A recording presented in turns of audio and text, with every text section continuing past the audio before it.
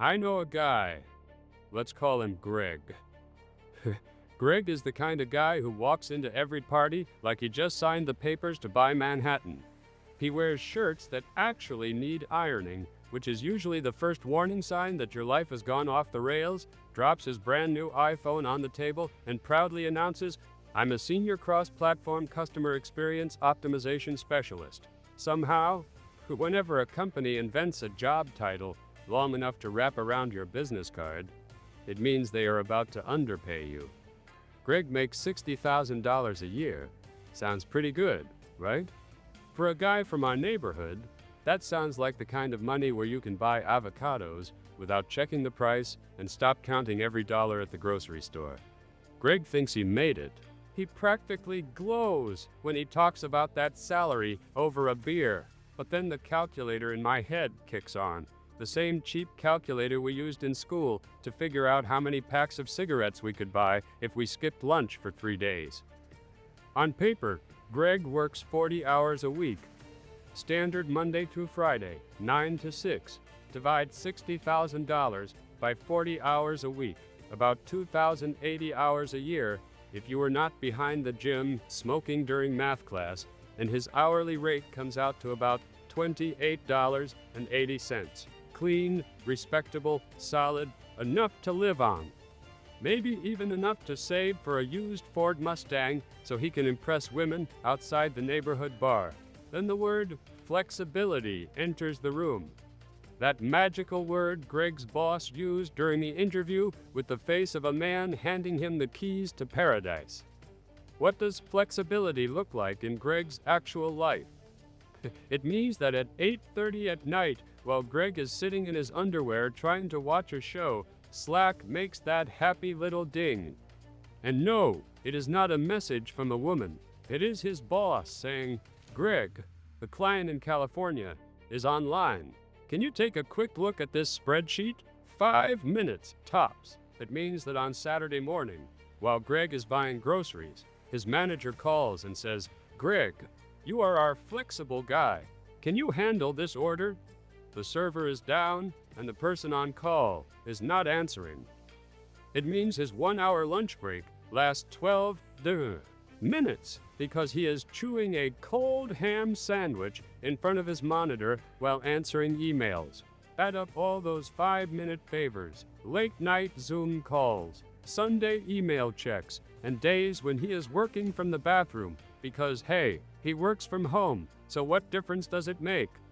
Greg is not working 40 hours a week. Greg is busting his ass for 60 hours a week, every week, with no real break for his brain to reboot. Now go back to the calculator and do one simple, brutally honest thing. Recalculate his hourly rate. Take the same $60,000 and divide it not by 2,080 hours, but by the 3,120 hours he actually handed over to that company. His real hourly rate is $19.20. $19.20 goddamn cents. Now for the best part.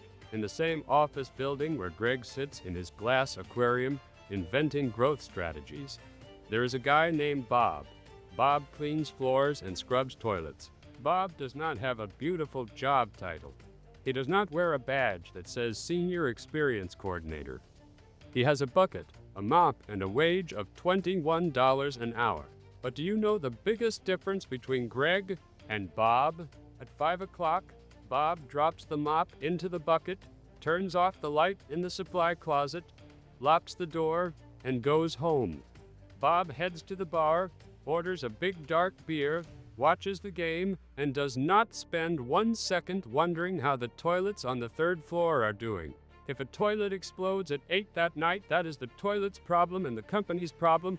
It is definitely not Bob's problem. His brain is free. Those hours belong to him, his liver, and his favorite team. At that exact same moment, Greg, who is making $1.80 less per hour than Bob, is sitting at home with bloodshot eyes, drinking his 3rd cup of coffee, and trying to answer an email from a boss who believes we are all one team and everybody has to step up. This is not just funny, It is almost too pathetic to laugh at. You walk into a corporate building feeling like a white-collar professional, part of the elite, some kind of intellectual creator. In reality, you sold your time wholesale at a 35% discount and then thanked management for the opportunity. Unpaid overtime is not dedication. It is not professional growth. Call it what it is. It is a voluntary price cut on your own labor. You are basically walking into the director's office and saying, "You know what? I think I cost too much. Let me work more for the same money so you can afford a brand new Porsche while I end up making less than the guy wiping down the mirrors in your bathrooms." And here is the beautiful part. Your boss does not think you are a hero.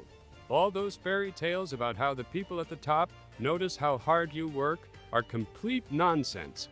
The people at the top notice one thing, a number in an Excel sheet, and that number says, "Look at this guy. He produces the work of 2 employees and costs us the salary of 1. Let's give him a certificate printed on thick paper and a mug with the company logo. Congratulations, Greg. You did not just lose at math. You traded your time for a mug that is too embarrassing to drink beer out of." I know another guy. Let's call him Mark. Mark is the kind of person who is always looking for a way to make his life easier. While everyone else in the office is pounding on keyboards with the facial expression of people solving world hunger, Mark is sitting there scratching his head and thinking, "Ooh, why the hell am I manually moving these numbers from one spreadsheet to another for 4 hours every day?" So what does he do? Mark burns a few evenings, drinks enough energy drinks to jumpstart a pickup truck, and writes one simple script. Nothing fancy, just code that does his entire daily routine in 15 minutes. Click, done. Reports sent, numbers match, clients are happy. Stop and think about what a normal, rational human being should do in that situation. Keep his mouth shut, watch shows, read books, learn Spanish, sit there with his eyes open and pretend to be deep in thought. Mark could have been the happiest employee in his time zone. His effective hourly rate would have gone through the roof. But Mark committed the ultimate corporate sin. He was young, naive, and still believed in fairy tales about corporate gratitude.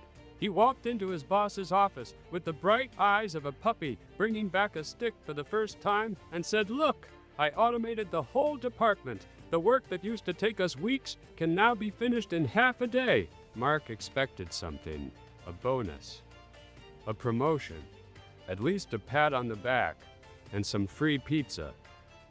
Do you know what his boss did? His boss looked at him the way a wolf looks at a fat sheep, smiled the cheapest corporate smile money can buy, and said, "Wow, Mark, you are incredibly productive. This is amazing. You know, 2 people just left the department next door because they could not handle the workload. Since you have all this free time now, here are their responsibilities. Thank you for being so flexible and such a great team player." That was it. Not one extra dollar in his paycheck. Not one extra percentage point on his bonus. Mark used to do the work of 1 person in 8 hours. Now he does the work of 3 people in the same 8 hours, plus another 2 hours of overtime, because even his script cannot swallow the mess they dumped on him. 4 months later, Mark is lying on his couch with a twitching eye, gray skin, and a complete case of burnout, taking anxiety medication. The company, meanwhile, saved 2 full salaries and squeezed every last drop out of Mark without spending a dime to compensate him. That is the great operating principle of the corporate world. The reward for doing your job well and doing it fast is always more work. It is like one of those hot dog eating contests. You eat 50 hot dogs and win. What do they give you? In the next round, 60 more hot dogs. Nobody says, "Great job with those sausages. Go sit in the sun and relax." No. They keep stuffing more down your throat until something bursts. When you show management that you are flexible, that you can finish tasks faster than everybody else, or that you are willing to clean up other people's screw-ups during your free time, the system does not think, We should pay this person more. The system thinks apparently this part can handle 3 times the pressure before it breaks.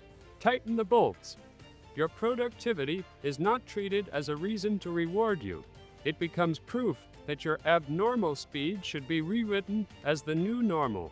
If you make 100 sales calls today instead of 50 because you did not drink water and never went to the bathroom, congratulations. Starting tomorrow, your target is 100 calls. And if you make 95, they will call you into a meeting and ask why you seem unmotivated and why your numbers are slipping. You are literally building a prison out of your own achievements. And the funniest part is that you hand the keys to a person who forgets your name the second he leaves the office. Have you ever been offered a new job title instead of a raise? I have a neighbor named Dan. Dan is a regular guy. He worked in customer support, answering emails from angry people who could not figure out how to plug something into the wall. Normal routine. Then the company started growing, the calls piled up, people got fired, and nobody new was hired. Without really noticing, Dan went from 40 hours a week to 55. When Dan realized his bald spot was starting to shine from stress and his eyes had developed the look of an obedient dog waiting for permission to sit down, he finally worked up the courage, put on his best shirt, and walked into his boss's office. He said it plainly, "I am doing the work of 3 people. Overtime is no longer an emergency, it is my normal schedule. I need more money or fewer hours." What would a normal, practical business do? Run the numbers and pay him a bonus. What did his boss do? The exact thing they teach managers at those ridiculous 3-day leadership seminars. He took a deep breath, pressed one hand against his chest, looked Dan straight in the eyes with the expression of a holy martyr, and said, "Dan, are you really counting hours? We are not just running a business here. Dan, we are a family. You are one of our pillars. We are all in the same boat, supporting each other. I see your potential. Starting today, you are no longer a specialist. You are now the Senior Lead Operations Director of Client Experience." Dan walked out of that office with trumpets blasting inside his head. He went home, opened a beer, and proudly told his girlfriend, "I am a director now." Then he looked at his paycheck at the end of the month. The number was exactly the same, down to the last cent. But his job description now included a new responsibility: monitoring overnight Slack conversations for the Asian market. They bought Dan. They bought him with a pretty line of text he could paste into LinkedIn so other equally naive people could like his post about how hard work pays off. That is title inflation wrapped in corporate gaslighting.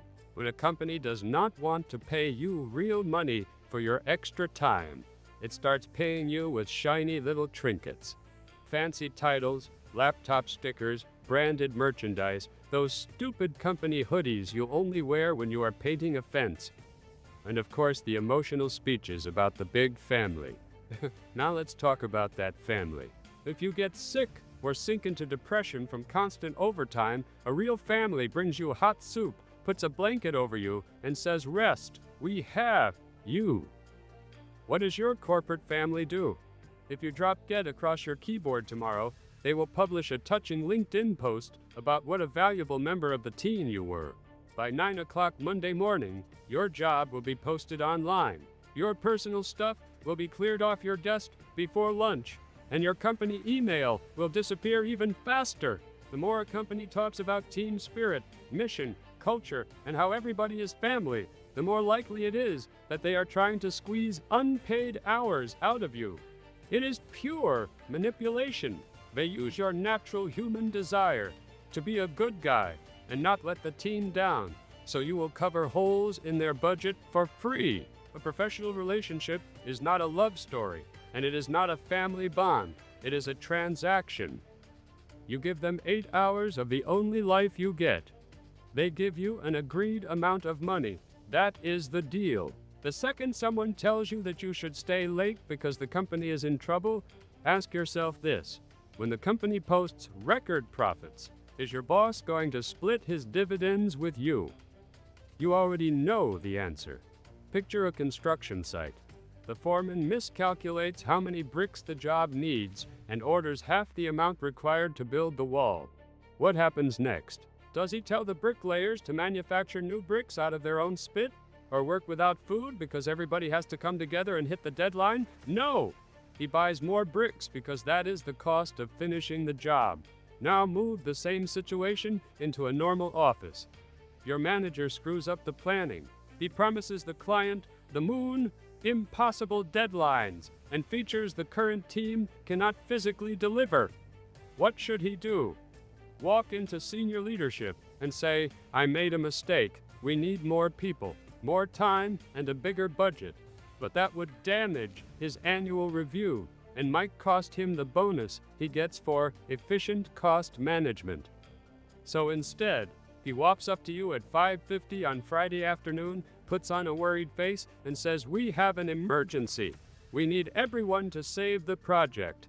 And you stay through the weekend, you fix somebody else's mistakes, patch the holes in the plan, and rescue the deadline. Now look at that through the eyes of basic economics. Your unpaid overtime is how management hides its own incompetence. Every time you finish work during your personal time, you make the chaos inside the system invisible. Senior leadership sees a project completed on time and under budget. Their conclusion is simple: look at that, the manager nailed it. The fact that the project only got finished because you spent 3 days without seeing daylight and lived on energy drinks never appears in the report. As long as you keep putting out fires for free, the company has absolutely no reason to fix its processes, hire more people, or teach managers how to estimate time and resources properly. Your sacrifice does not solve the problem. It preserves it. You are paying out of your own pocket so your manager can stay incompetent and keep collecting bonuses for it. If you look at this like an investor, your time is the only asset with a permanently limited supply. You can earn more money, you can change jobs. Sometimes you can even repair your health if you throw enough money at it. But an hour of your life cannot be refunded, replaced, or exchanged. Here is one simple calculation that usually opens people's eyes better than any time management book. If you give a company just 10 unpaid overtime hours a week, which is only 2 extra hours a day, or 1 working weekend day, that adds up to 500 hours a year. 500 hours is almost 3 full months of standard 8-hour work days. You are literally giving away a quarter of your working year for nothing, free. Now look at what you could do with those 500 hours. You could learn a valuable adjacent skill and raise your market value by 30 to 50%. You could start a small business, a freelance service, or a side project that produces actual extra income. You could sleep 8 hours a night and avoid spending a pile of money later on medication, medical tests, and treatment for chronic exhaustion. Instead, you trade those 500 hours for chronically elevated cortisol, neck spasms from staring at a monitor, and a nervous twitch every time a messaging app makes a sound. And the most expensive part comes later. After a few years of living like that, your body says enough and sends you the bill. Doctors, therapists, medication, or 6 months when you are too burned out to work at all. That is where the circle closes. The same money you were trying so hard to earn by proving your flexibility and loyalty gets handed right back to doctors just so you can drag your body and mind back to normal. The conclusion is simple and dry. Unpaid overtime does not make you richer. Over a few years, it makes you poorer. It is a losing financial deal where you are the only one supplying the money.